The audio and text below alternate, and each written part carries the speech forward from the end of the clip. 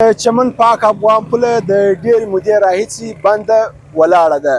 د پولې د بندش له امله په چمن ښار کې بېروزګاري کې زیاتوالی راغلی دی. کله چې د پولې بنده شوله په دغه د چمن پر لویه لاره باندې پرلت ووهل سو. په دغه پرلت کې سیاسي پارټیانې، کوچني تجاران او نور ګوندونه شرکت درلودی.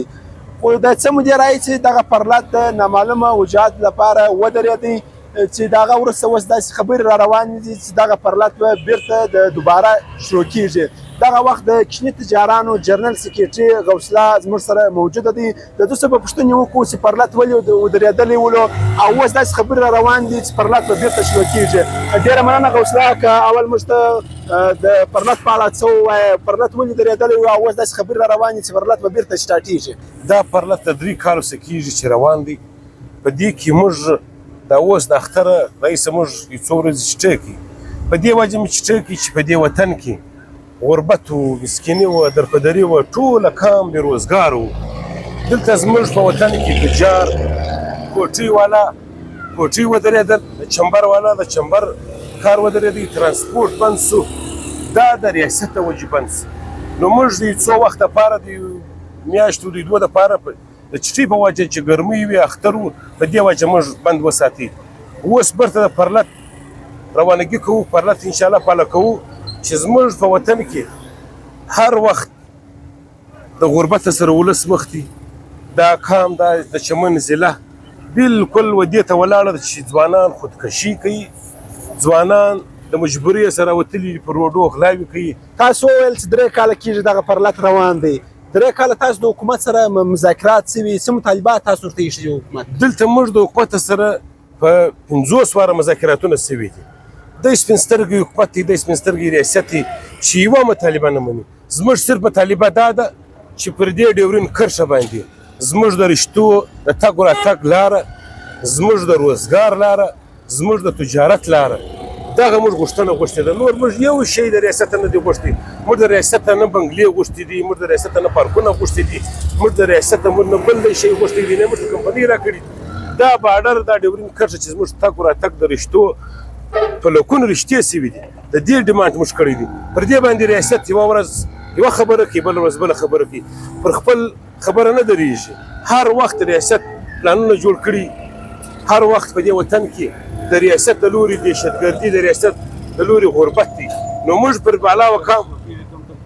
بالا وکام باندې موږ دا غږ کوو چې د دې ولس، د دې ضلع، که د چمن خلک دي، که د بولدک خلک دي، دا یو خلک دي، دا یو پښتانه دي.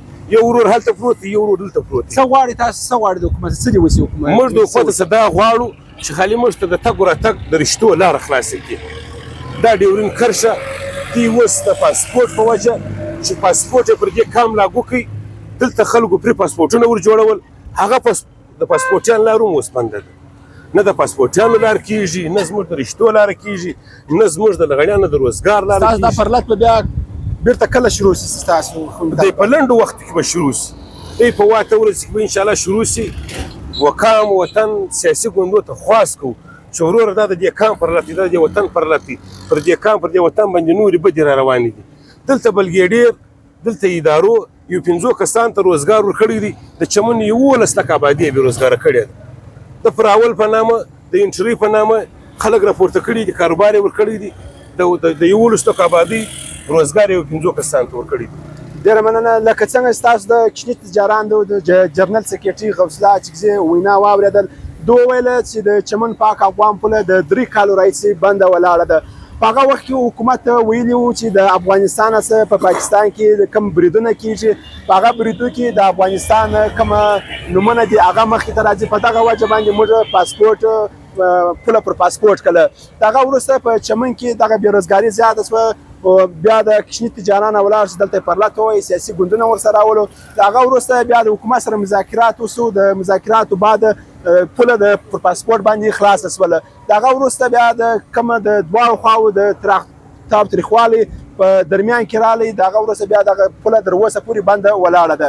غوث الله اچکزي وویله چې ډېر ژر به موږ دغه پرلت بیرته شروع کړو. د دې دغه مطالبې دي چې زموږ کومې رشتهدارۍ دي د افغانستان سره، موږ بل داسې روزګار په چمن کې نه لرو چې روزګار وکړو. موږ د سهار مال ځو پولې اخوا ته هلته یې شی راواړو یا دې خوا واړو خپل بچیان به ساتو دوی وویل چې دغه پرلط به ډېر ژر شروع شي د ټولو سیاسي ګوندونو سره نو دوی دا مطالبه کوي چې زموږ مطالبې دې ژر تر ژره حل کړي. نعیم اچکزی، شال نیوز، چمن.